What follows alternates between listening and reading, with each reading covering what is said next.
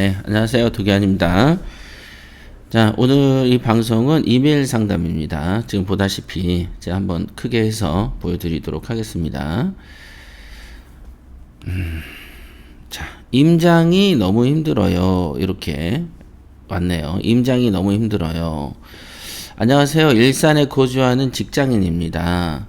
경매 공부를 본격적으로 시작한 지 한 4개월 된 것 같고요. 유튜브를 통해서 공부를 하며 경매는 무조건 임장이다.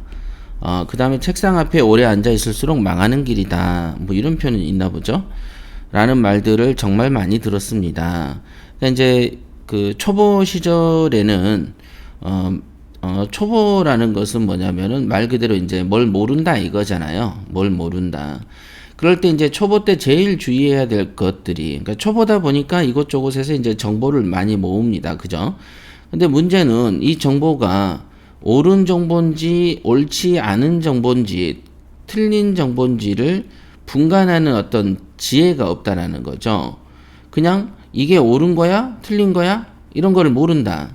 그래서 초보라고 하는 것이고, 그렇기 때문에 어떤 가이드가 없는 상태에서 마냥 이 유튜브에서 나오는 것을 읽어가면서 그거의 뜻에 따르겠다. 그러면은 유튜버들이 이제 경매를 하는 유튜버들이 뭐 A, B, C, D가 있는데 얘네가 전부 다 다른 소리를 할 거란 말이죠. 그럼 이 다른 소리를 다 맞추다 보면은 어떻게 되겠습니까? 제가 늘상 말하는 프랑켄슈타인이 된다.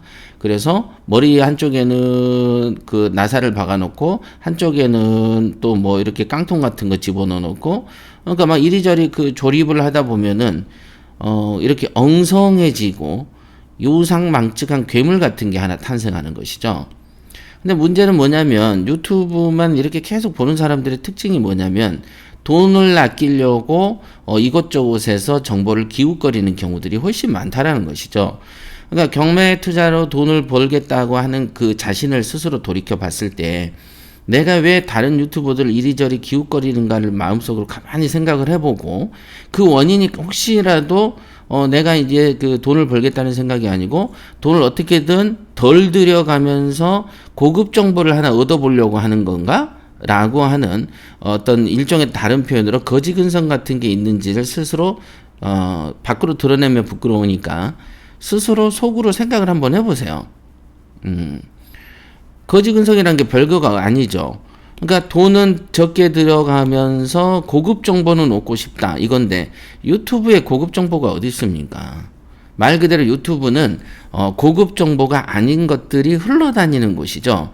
그리고 개인마다 다 개인 방송을 하기 때문에 정통적이고 책임 있는 거는 아니죠. 이거는 너무 당연한 건데, 그러다 보니까 사람들이 요즘에는 너무 너도 나도 방송을 하다 보니까 거기에서 정통이라는 게 없이 정말로 검증되지 않은 것들에 우리가 귀를 기울이게 되고, 그거에 대한 모든 책임은 본인이 지게 되는 것이죠. 모든 안 좋은 결과는 본인이 지게 된 것이다. 이렇게 보시면 되고요. 그래서 그 경매 공부는 말 그대로 이제 내가 돈을 벌어서 부자 되는 게 목표이기 때문에 일단 남의 허투른 얘기들을 검증하는 지혜를 갖고 있어야 되고, 그런 지혜가 없다면 더더욱이나 지금이라도 검증하는 자세로 이 말이 맞나 저 말이 맞나를 따져보는 습관을 들이셔야 된다. 그렇죠. 안 그렇고 막 이리저리 기웃거리면 나중에 진짜 이상한 괴물이 하나 돼 있을 수도 있어요. 그렇죠. 자, 4개월 정도 된 것 같고 경매는 무조건 임장이고 책상 앞에 오래 앉아 있으면 망하는 길이다 라고 말을 한다. 그래서 시간 날 때마다 나름대로 임장을 한다. 나름대로 임장을 한다. 임장에 어떤 규칙이 있는가? 임장을 할 때 주의사항은 뭔가? 임장할 때 포인트는 뭐지? 뭐 이런 것들에 대한 고민 없이 그냥 가라고 하니까 집 보러 가는 거죠. 집을 많이 보는 게, 여러분들보다 더 많이 보는 게 공인중개사고, 공인중개사보다 더 많이 보는 게 공인중개사 사무실에서 근무하는 여직원이 또는 남직원이 훨씬 더 부동산은 많이 보게 되는 거죠. 그렇죠? 왜냐하면 그게 직업이니까. 이 집 저 집을 볼 때 일반적으로 경매쟁이보다는 공인중개사 쪽에 근무하는 직원이 훨씬 더 많이 보는 거 아니겠습니까? 사람도 더 많이 상대하고요. 그런데 제가 직장 생활을 하다 보니 평일 퇴근 후에는 시간이 늦어서 부동산이 문을 닫습니다. 네. 자, 임장한다라고 말을 했다면 임장하면 물건을 보러 가는 것인데 부동산을 만나러 가는 것은 아니죠. 부동산을 만나러 가는 것은 전화로도 하는 것이죠. 그죠? 그러니까 부동산을 문을 닫고 날도 어둡다. 그러니까 어두우니까 물건도 보기 어렵겠죠. 주말에도 부동산이 대부분을 영업을 안 하더라고요. 주말 낮에 뭐라도 하나 얻어보려고 여기저기 돌아다녀 봐도 아시다시피 요즘 날이 너무 더워서 몸은 몸대로 지치고 얻어지는 건 하나도 없고요. 이러다 보니 제가 경매를 제대로 하는 것인지 모르겠습니다. 이렇게 연습하다 보면 언젠가는 잘할 수 있겠죠. 네, 요거는 이제 질문에 대해서는 no라고 답을 해드릴 수 있겠습니다. 그잖아요. 그러니까 우리가 이런 말이 있습니다. 골프 연습장을 가서 이제 2시간을 연습을 한단 말이에요. 그럼 2시간 동안 땀을 뻘뻘 흘리면서 뿌듯하게 골프 연습을 하죠. 휘두릅니다. 채를 휘둘러요. 그런데 어떻게 해야 됩니까? 잘못된 동작으로, 그죠? 잘못된 동작으로 2시간 내내 또는 한 달 내내 다니면 기술이 좋아질까요? 잘못된 동작이 몸에 익을까요? 맞습니다. 잘못된 동작이 몸에 익게 되는 것이죠. 그래서 열심히 하는 것도 중요한데 열심히 하는 것보다 더 중요한 것은 뭐냐? 방향이 옳아야 된다는 것이죠. 방향성이 옳아야 되는 것이지. 그러니까 올바른 방향을 정해놓고 올바른 동작을 익혀서 그 올바른 동작을 반복 훈련하는 것이 골프도 잘하는 것처럼 경매라는 것도 올바른 기술을 몸에 익혀서 한 번 하고 두 번 하고 또 그 동작이 다시 틀리는지 확인하고 한 번 하고 두 번 하고 이러면서 이제 그 경매의 고수가 되어 가는 것이지. 지금 이 정도의 지금 글의 반응 속에서는 경매를 제대로 하는지 모르겠다. 스스로도 하는지 모르겠는 것을 반복한다고 한들 경매가 잘 되어질 리는 없잖아요. 그러니까 요거는 정답은 no 이렇게 되면 되겠고요. 그래서 그럼 어떤 게 올바른 임장인지에 대해서 짧게 설명을 해드리도록 하겠습니다. 자, 여기까지는 이제 이해되셨을 거고요. 자, 여기 정도에 이렇게 딱 지어보고 해보도록 하겠습니다. 자, 우리가 지금 말씀 잘 하셨는데요. 임장이라는 것은 현장을 가는 거죠. 현장을 갑니다. 그럼 현장을 가는 행위가 아까 말한 것처럼 현장에 가면 두 가지를 하죠. 하나는 물건을 보고 또 하나는 시세를 조사한다. 그죠? 이제 물건을 본다는 것은 거기에 부수적인 걸로는 현재 있는 임차인과 소유자를 만나볼 수도 있겠죠. 소유자와 임차인을 만날 수도 있겠고, 이 물건을 보고 시세 조사를 하는데, 우리가 이제 일반적인 이제 그 직장인 같은 경우를 예를 들어 볼까요? 직장인은, 주중에는 솔직히 말해서 시간이 잘 안 나요. 그죠? 근데 주중에서 예를 들면은 연차를 썼다고 하고 월차를 쓰고 나갔다고 생각해 볼까요? 그러면 반나절 정도가 교통시간으로 빠집니다. 바로 집 앞이 아닌 이상은. 그죠? 그러니까 물건을 하루에 2개 이상 보기가 솔직히 좀 어렵습니다. 더더군다나 서울 기준으로 해서 구가 좀 떨어져 있다. 그러면 더더욱이나 힘들고요. 서울에서 외곽에 있는 경기도 쪽에 있다. 더더욱 힘들죠. 그런데 충청도 쪽에 있다. 그죠? 더더욱 힘들어집니다. 그런 다음에 이렇게 보러 왔을 때 시간은 하루 종일 쓰고요. 그 다음에 교통비, 식대, 여비하면 무조건 한 10만 원 이상은 쓰게 되죠. 근데 그렇게 보고 왔는데 어때요? 어떻습니까? 그날의 날짜나 그날의 컨디션, 그날의 날씨가 안 좋으면 그 물건이 좋아 보입니까? 안 좋아 보입니까? 안 좋아 보인다. 그래서 그 다음에 이렇게 하루에 10만 원 쓰고 이렇게 시간을 들여서 피곤하게 가다 보면 우리의 마음 자체가 이 물건을 투명하게 보는 힘이 약해지고요. 더더군다나 초짜들은 더 이런 게 안 되죠. 물론 이제 초짜나 뭐 어디나 이런 마음을 일반적으로 대다수의 경매쟁이들은 이 마음이 쉽게 흔들리죠. 왜냐하면 내가 힘들거든. 지금 왔다 갔다 하고 날도 그렇고 우중충하고 평상시에는 사람이 좀 걸어 다니는데 그날만은 내가 간 그 시간대만은 사람이 또 없을 수도 있거든요. 자, 그런 경우가 생긴다. 그럼 그 마음이 투명하게 이 물건을 보는 것보다는 편견을 갖고 보게 되고 그렇습니다. 그래서 그리고 그렇게 물건을 갖다 왔는데 그 물건이 2개를 봤는데 물건이 마음에 안 들어요. 그러면 다음 주 중에는 월차 못 쓰죠. 연차 못 쓰죠. 그러면은 다음 주에는 못 가게 되는 거예요. 그러니까 직장인들 입장에서는 현실적으로 그러면 주말밖에 쓸 수가 없죠. 근데 주말에 예를 들면은 경기도 외곽을 간다. 또는 지방에 있는 물건을 보러 간다. 쉽게 용기 안 나죠. 이때는 사람도 많고 돈은 돈대로 더 쓰고 예를 들면 가정이 있는 집 같으면 야 너 뭐하니 경매라는 게 뭐길래 너 그러고 돌아다니면서 가정을 팽개치니 등등등 수많은 어떤 장애들이 발생하게 마련이죠.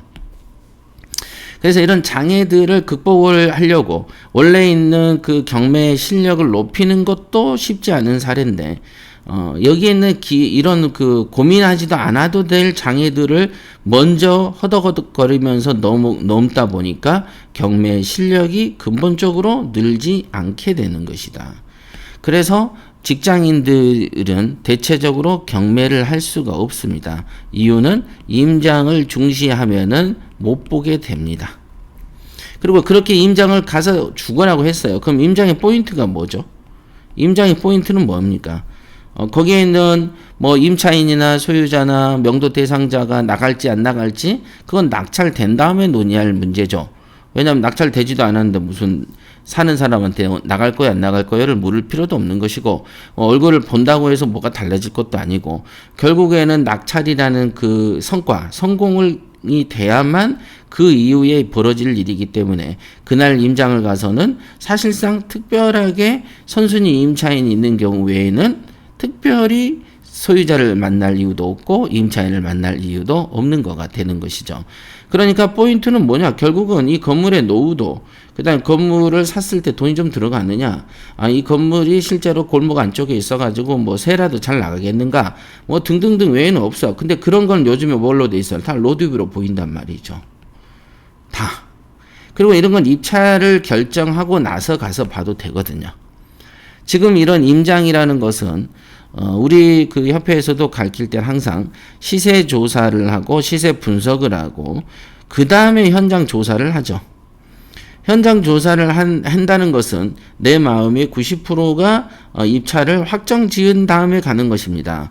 그래야만 직장인도 주중이든 주말이든 시간 내서 내가 이 물건이 확정되었기 때문에 가서 돈 10만 원 쓰도 뭘 써도 힘들지가 않죠. 왜냐하면 나는 이 물건 입찰 볼 거니까.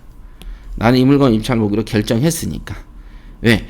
자, 그러면 내가 이 물건 보기로 결정을 했기 때문에 임장을 간다. 근데 물건이 경남 창원에 있다. 근데 난 서울이야.